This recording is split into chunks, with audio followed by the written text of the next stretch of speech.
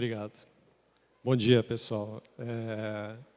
Eu sou agrônomo, trabalho com pesquisa na EPAMIG, estou lá como pesquisador em agroecologia e também sou produtor, e eu vou trazer um pouco da experiência que a gente tem com essa ferramenta. Essa ferramenta ela é um fruto de um trabalho de pesquisa com parceria de várias instituições, e hoje a gente consegue acessar aproximadamente 4.000 estabelecimentos rurais que já utilizaram essa ferramenta. Então, vou trazer um pouco da experiência que a gente teve com o uso de indicadores, né, como que eles podem ser úteis, tanto para o técnico, quanto para o produtor rural, quanto para o gestor, programas, né, que podem ser utilizados para um diagnóstico, para um monitoramento. E a gente trabalha com muitas métricas, né? E eu trouxe essa imagem aqui, para quem é do Centro-Oeste, no final do ano passado, teve muita gente que ficou sonhando com esse pluviômetro cheio, né? Porque a chuva estava meio escassa. Outubro, novembro, dezembro, né? Teve gente que teve pesadelo, teve gente que não conseguiu dormir, porque é uma métrica importante que a gente utiliza para ver se solta o plantio ou não, né? E a gente precisa medir, não dá para saber assim, choveu pouco, choveu muito, né? Ou ter um pluviômetro só, a gente precisa ter uma rede de pluviômetros para saber quanto que choveu em cada talhão, né? Então, é um tipo de medida. Mas também, outro ponto importante é o que a gente vai fazer se, de fato, essa água aqui que caiu, né, na nossa área de produção, se ela vai ficar na fazenda ou não, né? O que a gente está fazendo para reter essa água? Será que esse solo está com uma boa funcionalidade, né? Ou seja, ele vai garantir que essa água da chuva, que está sendo medida aqui pelo pluviômetro, ela vai infiltrar e o solo vai ter a capacidade de reter essa água? E se eu tenho, dependendo da intensidade da chuva, né? Hoje a gente tem vários eventos com chuvas de alta intensidade. Como que eu estou me preparando para isso também, né? Onde, na propriedade rural, eu consigo identificar a concentração do meu escoamento superficial, que são as enxurradas, né? O que eu faço com isso? E se eu estou tendo um problema de erosão, talvez a gente tenha que ter dois focos. Se a gente focar só nas medidas de contenção, talvez a gente vai estar trabalhando só nos sintomas, né, de um solo que talvez está disfuncional. Ele não está tendo essa capacidade da água infiltrar. E aí a gente tem muito escoamento superficial. Como é que a gente trabalha nisso? E, às vezes, esse processo erosivo ele não é originado na minha área onde eu estou trabalhando, mas numa área montante. E a gente também tem que começar a ter essa visão de paisagem rural, né, para a gente poder entender como é que eu posso reverter esses problemas, né?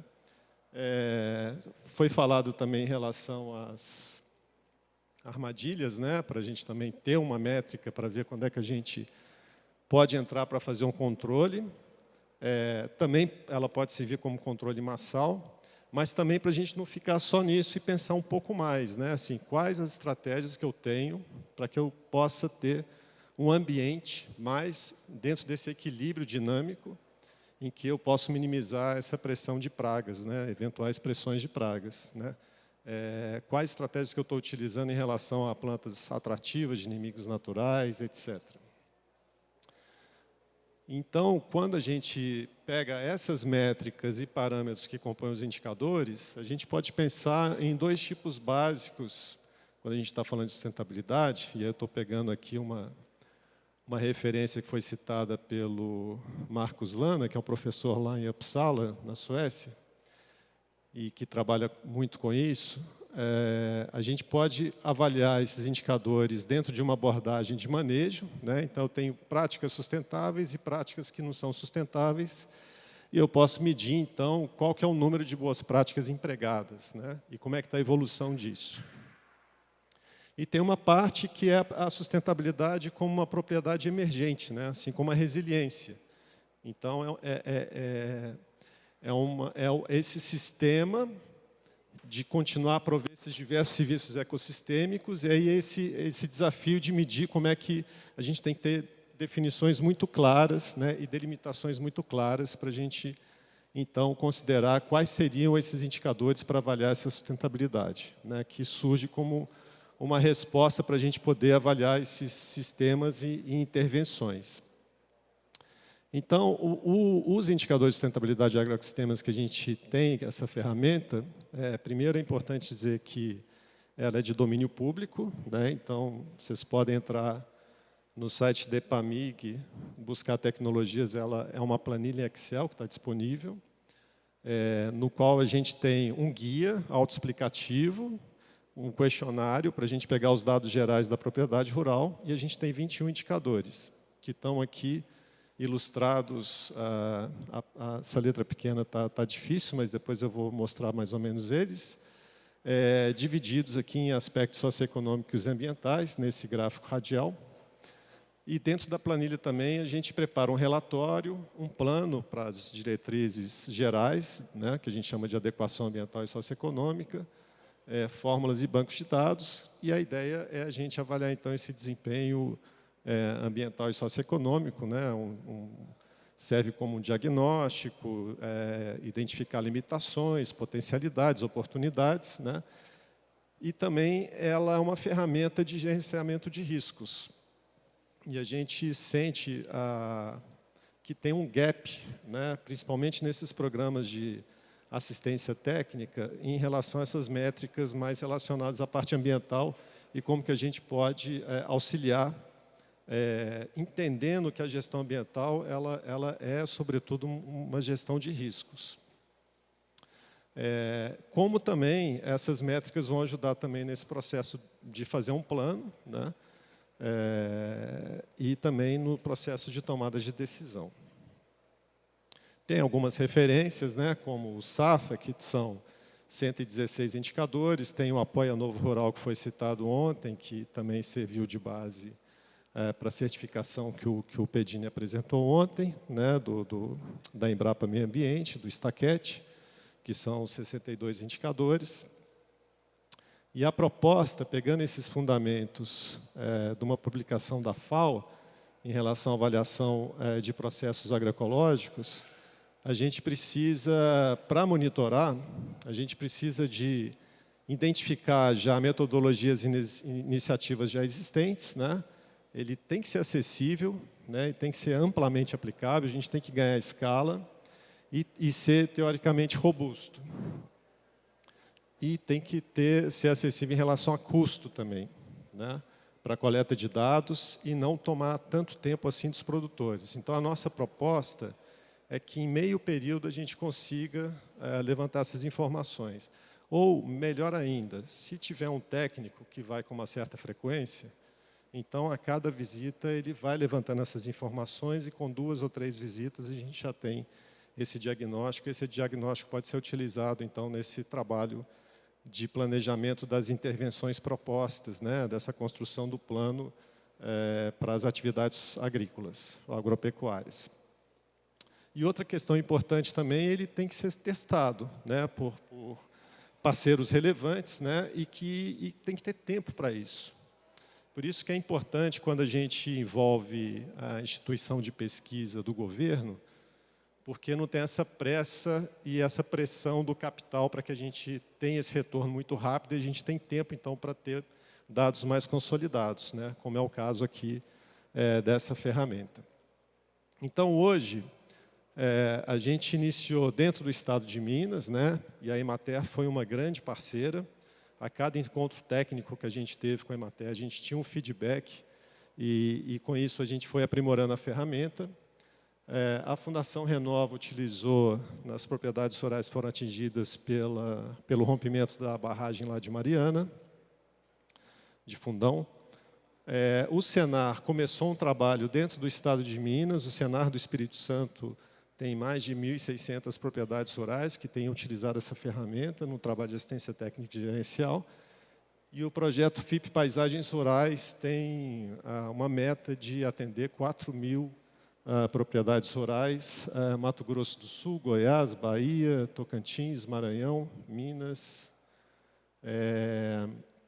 num trabalho com pecuária, na atividade pecuária. O programa Pronasolos também está utilizando a ferramenta agora, tem uma experiência também no Rio Grande do Sul. A gente elaborou um material de referência onde a gente explora todo o arcabouço legal em relação à parte ambiental, desde a questão da outorga de água, gerenciamento de resíduos, Código Florestal, o Programa de Pagamentos de Serviços Ambientais, licenciamento, e também explora um pouco esse tripé do manejo solo, água, biodiversidade, e deve sair uma publicação, então, a partir desse material, como um dos resultados do Pronasolos. A gente já montou plataformas de ensino à distância com uma parceria entre o Ministério do Meio Ambiente e a Universidade Federal de Viçosa.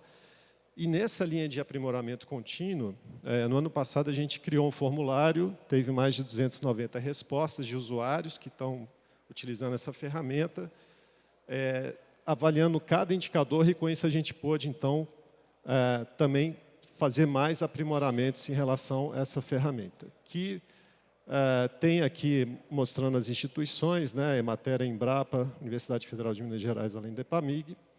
Aqui estão os indicadores, aqui ilustrando um dos diversos encontros técnicos, né, aqui discutindo sobre a paisagem rural e com presença de pessoas tanto da Emater quanto da Embrapa.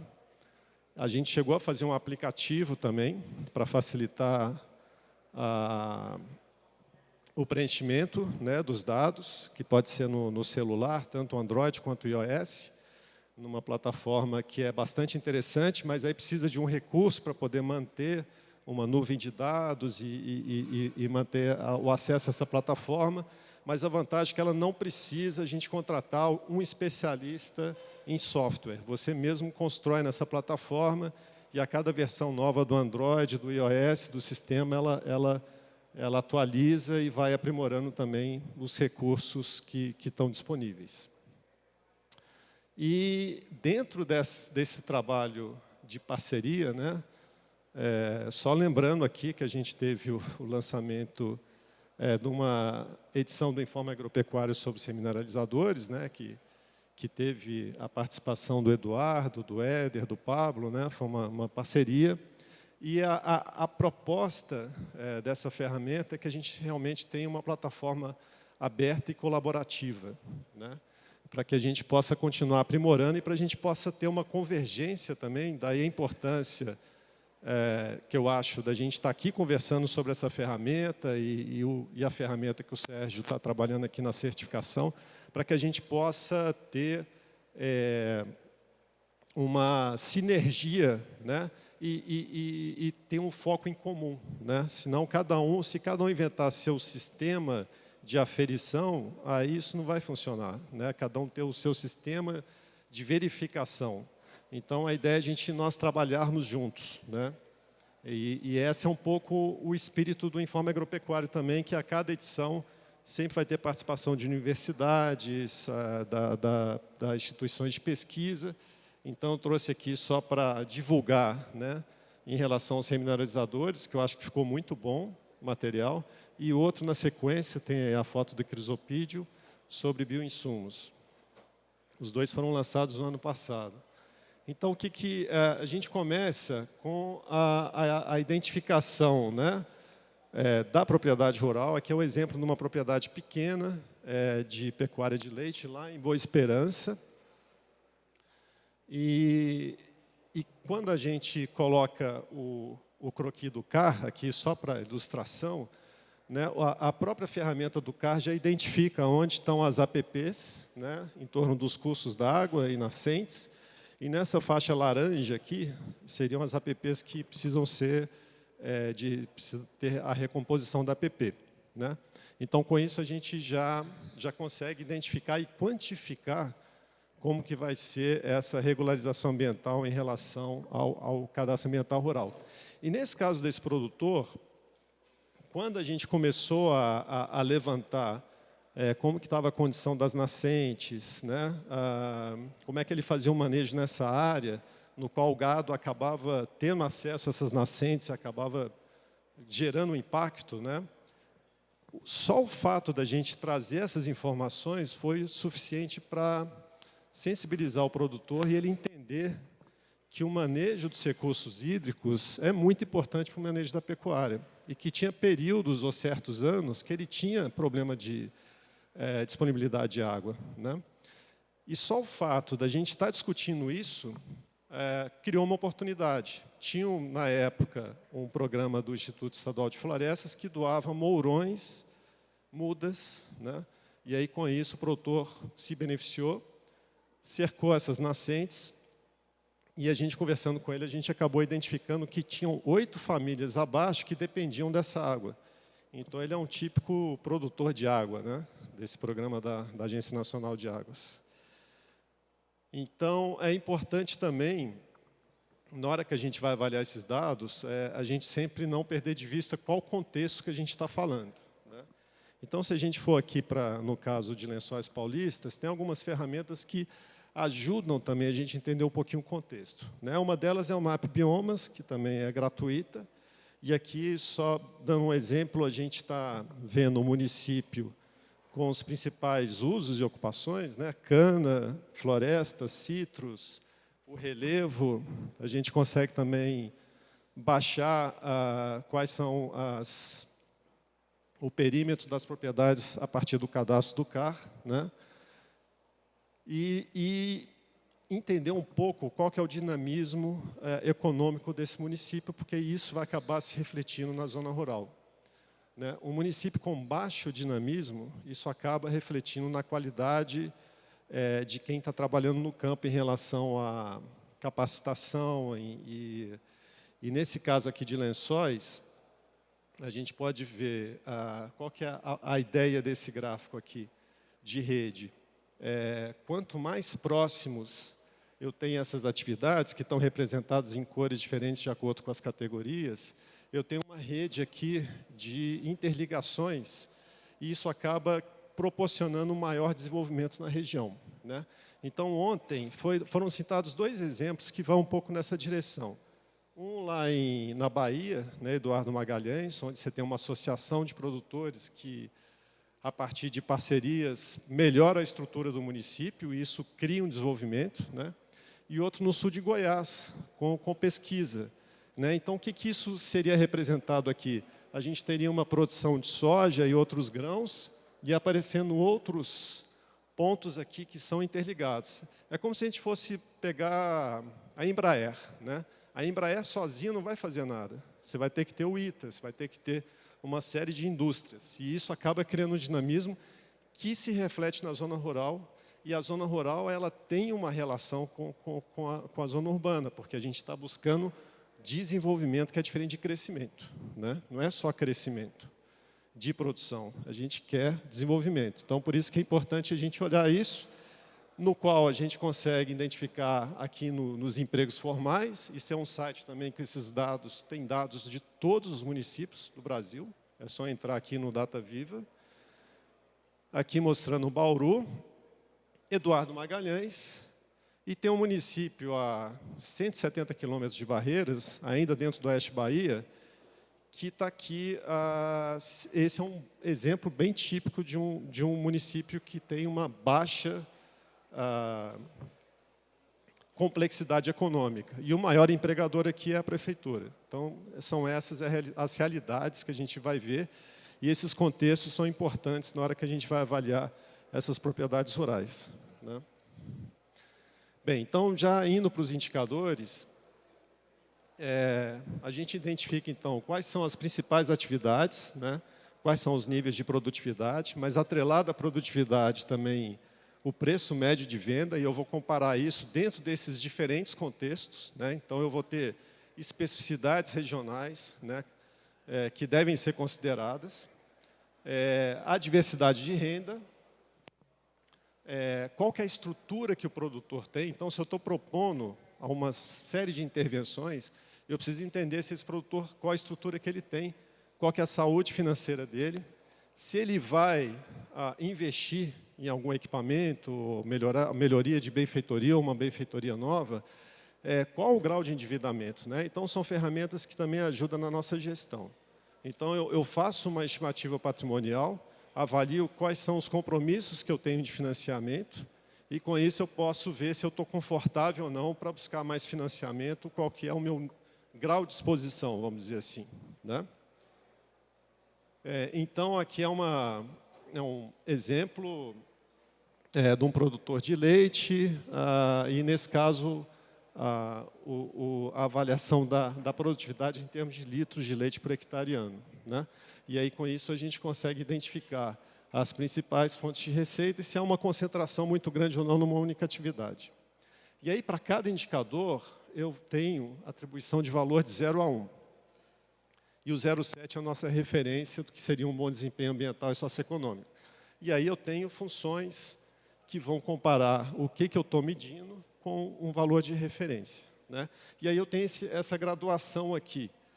Ou seja, indicadores, ou o índice final, que é uma média aritmética dos 21 indicadores, se tiver abaixo de 0,5, realmente é uma situação mais crítica e que eu sei que vai demorar um pouco mais essa capacidade de resposta na hora que a gente vai construir um plano para melhorar esse desempenho ambiental e socioeconômico.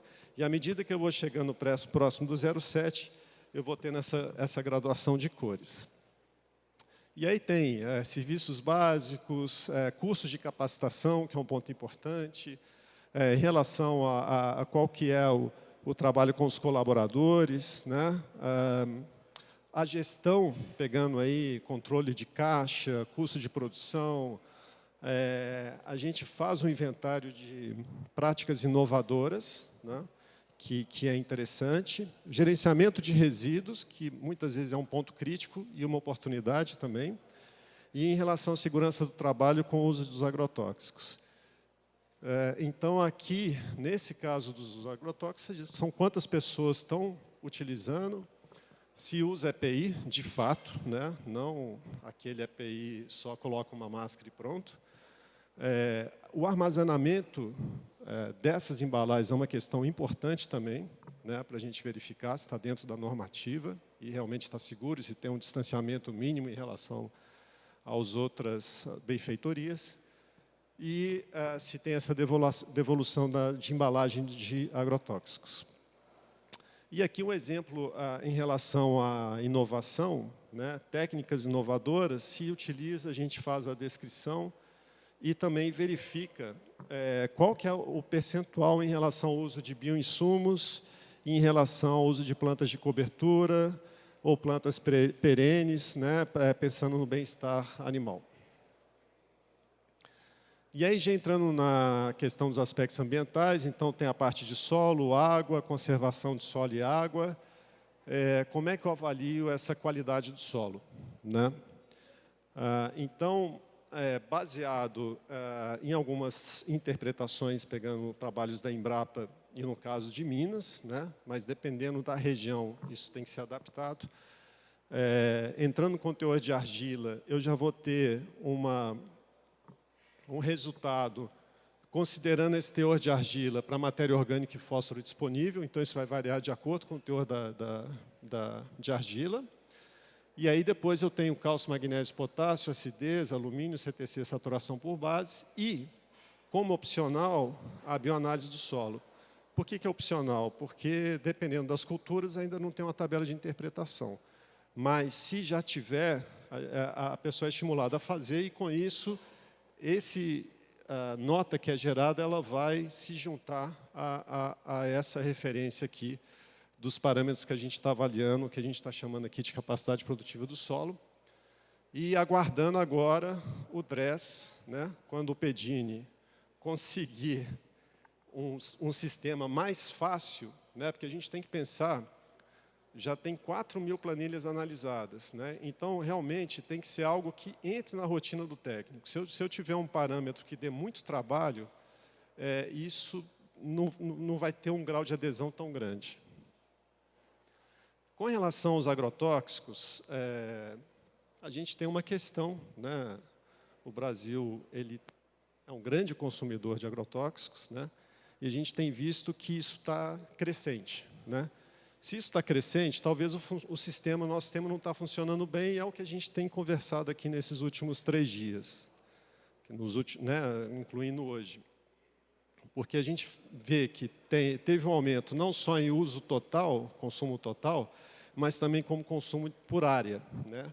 Saindo de acordo com os dados da FAO, de 2,56 para 3,94.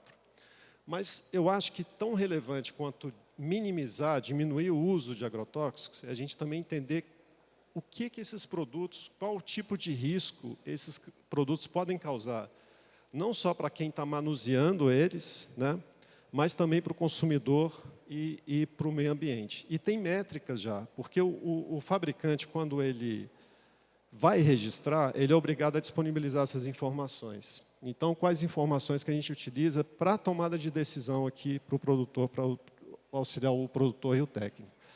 É baseado na toxicidade, né, e o grau de exposição.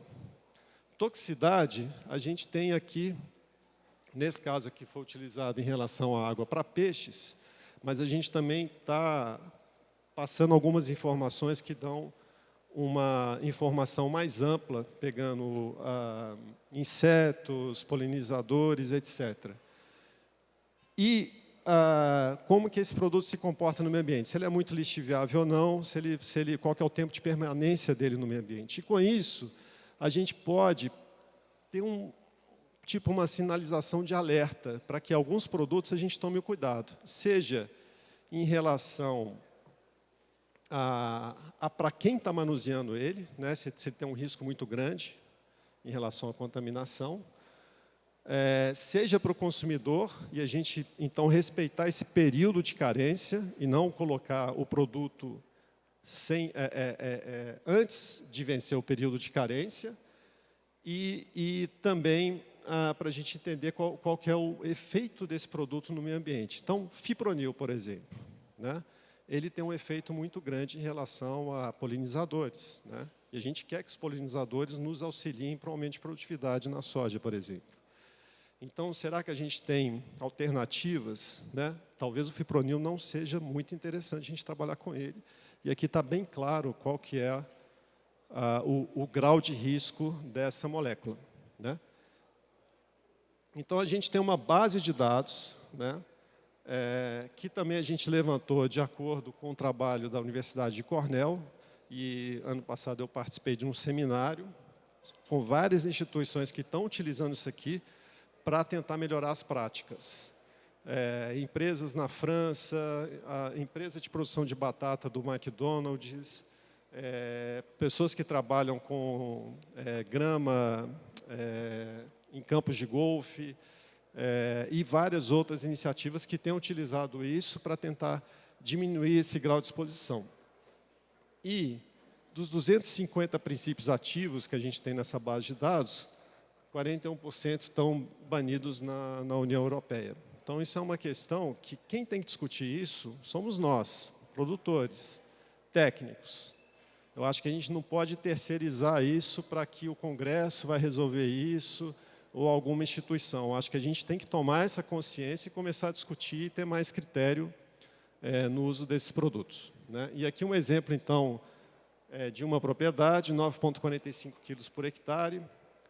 Aí esse índice de exposição, né, do risco 502, quando a gente pega os 18 ingredientes ativos, e aí isso começa a ter um parâmetro para ver se eu consigo diminuir isso aqui e posso estabelecer metas, que é o caso dessas empresas que eu citei lá da McDonald's, tem a Baudouin, que produz milho doce, etc., aqui no Brasil também, na França, e eles estão com uma série de trabalhos com metas para poder diminuir esse valor. Outra questão relacionada à conservação do solo e água são estradas, e aí a gente identifica as fitofisionomias, a parte de APP e reserva legal e a parte de práticas de indução à agrobiodiversidade. No caso das estradas, então, é a presença de declividade, né? Se tem esse abaulamento e, quando necessário, se tem aquelas estruturas para desvio de enxurrada e caixas de filtração.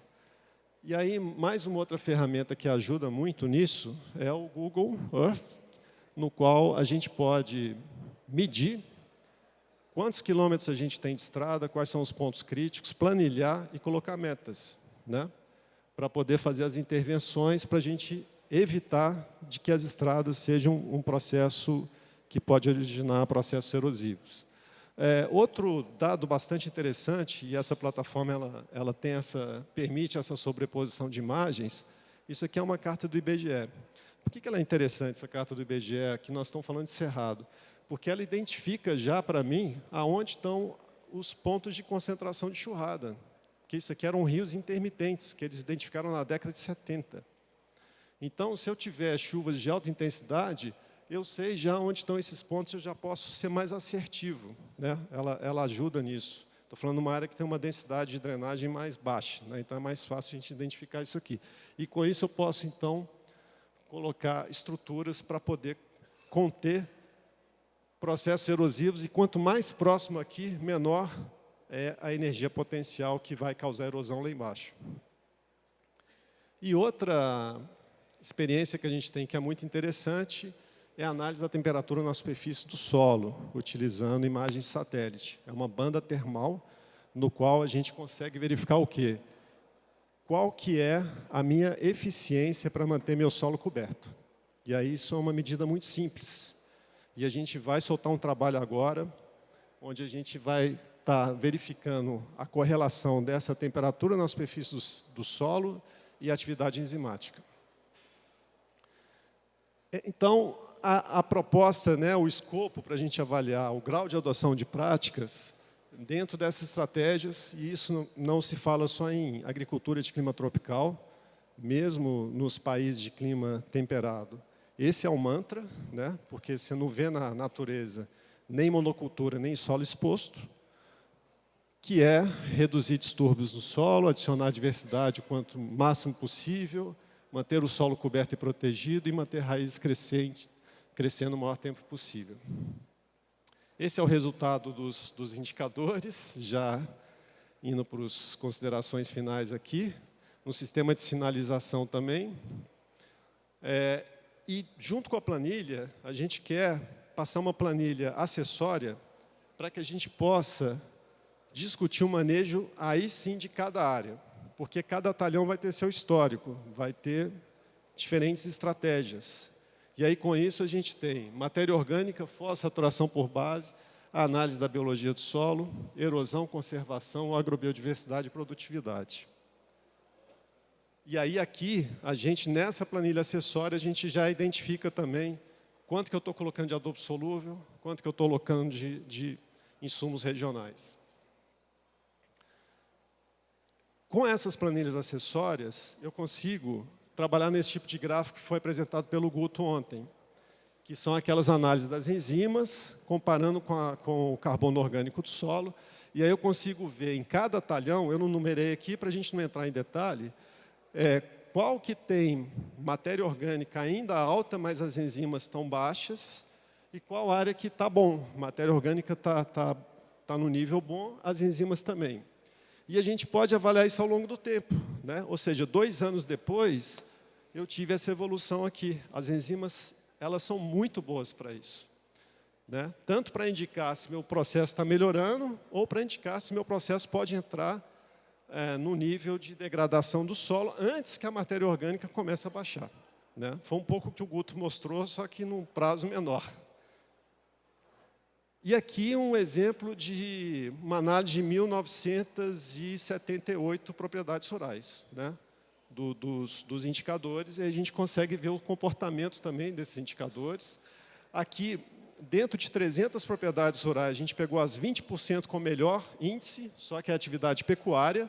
Então, a gente vê que a análise do solo não é feita, não tem essa cultura de enxergar o pasto como uma cultura, igual a gente vê com os cultivos anuais, né? E alguns indicadores que talvez vai demorar um tempo ainda dentro do processo de planejamento, talvez estradas, gerenciamento de resíduos não seja a prioridade do produtor, e aí por isso que é importante também a gente ter uma base de dados de mais prazo, né? Porque às vezes você não vai ter uma resposta em 2 anos.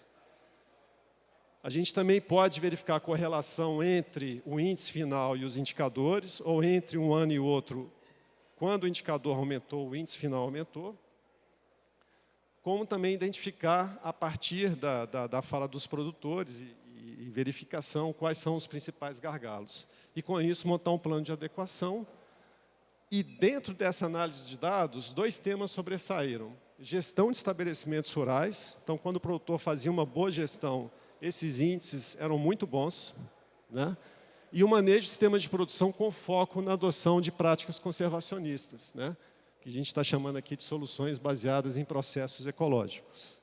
E esses indicadores, então, ele pode permitir ampliar a disponibilidade de dados com mais qualidade, né, atuais e necessários para o planejamento, mas também muito importante para o monitoramento, porque esse monitoramento vai ajudar no meu processo de tomada de decisão. Era isso que eu queria apresentar. Obrigado.